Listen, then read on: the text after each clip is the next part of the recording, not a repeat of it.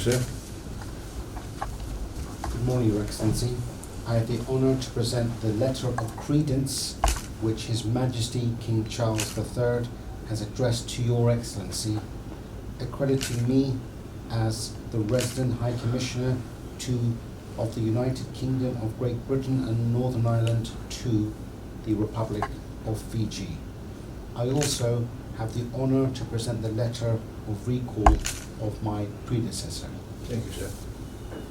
Thank you very much. First of all, Your Excellency, I am pleased to receive your credentials.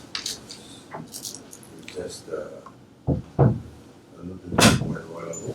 And I welcome you most warmly to the Republic of Fiji and wish you a happy and a very successful mission here. You may please convey to His Majesty King Charles III, the government and the people of the United Kingdom of Great Britain and Northern Ireland our warmest wishes for their continued well-being, peace, and prosperity.